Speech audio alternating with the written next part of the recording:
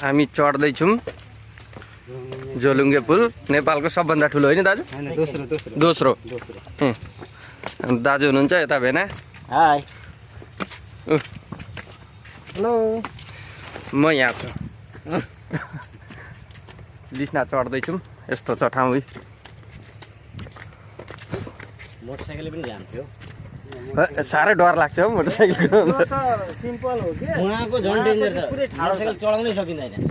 तपाईको अलिकति by mistake बिच बाटोमा बन्द भयो भने तपाईलाई लड्नै पर्यो। एकछिन।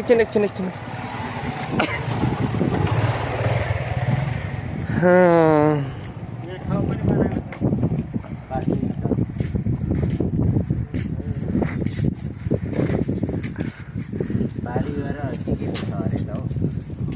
हामी अब पारिपट्टि जाँदैछौँ। यहाँबाट कति टाइम लाग्दो रहेछ हेर्दै भिडियो गर्दै जान्छौँ है। गाडीमा लक लगाएको छ। ला भोक लाग्यो पो भन्नु।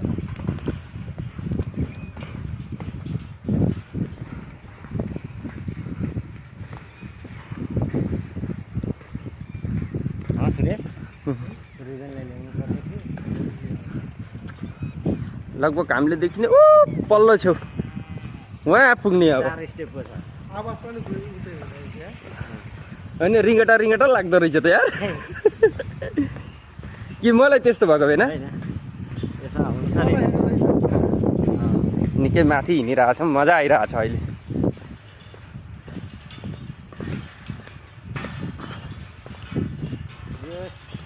बनाउन चाहिँ साह्रै राम्रो बनायो कि।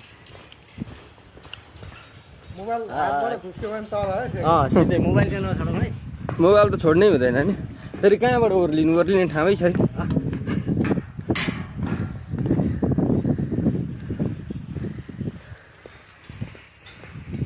उहाँको नयाँको अलिक चौडा छ नि।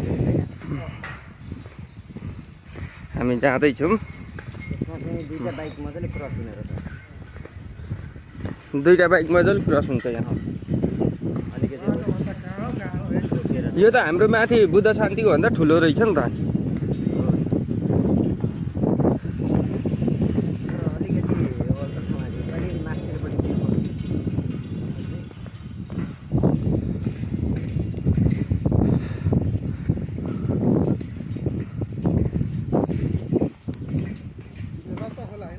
रतुवा खोलाको यो रतुवा खोलाको पुल हो।